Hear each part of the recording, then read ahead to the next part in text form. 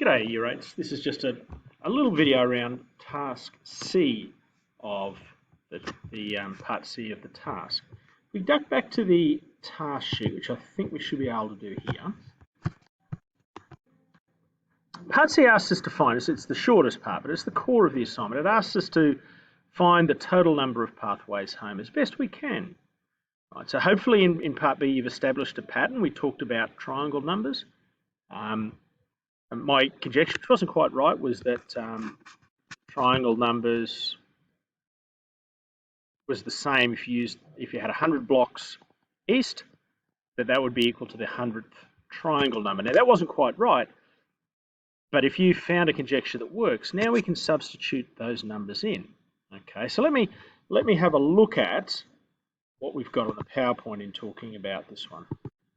All right. We want to go back to our pattern and work out our relationship and provide an explanation of what we've done.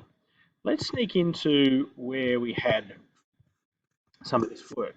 Now, I don't think the triangle rule is going to exactly work, right? So it's not going to work. But let's say that I thought it was. Let's say I thought it was, and it was 100 blocks. We now know it's 2 blocks south, 100 blocks east.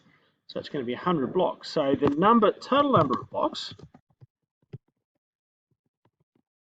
if my conjecture is right, and just remember, I'm not saying that it is, you have to work out on what your relationship is. I could substitute the number in 100 times 101, because if you go to our rule, n is 100, n plus 1 will be 101, all of that divided by 2.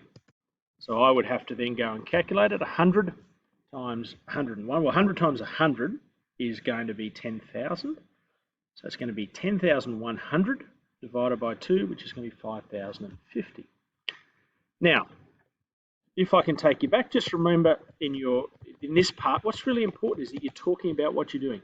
What choices did you make? What strategies did you use? And what was the overall conclusion reached? And you could even use those as headings, right, to really ram home that they're the things that you've got to do. So that's part C, that final calculation of what we're doing.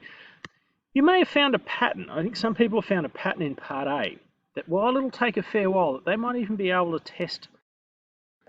They found that the pattern was usually around the number increase as you go from one block to another. Take a while to get through 100, but it's probably doable to see how far you can go. But certainly, hopefully, you'll have something from part B.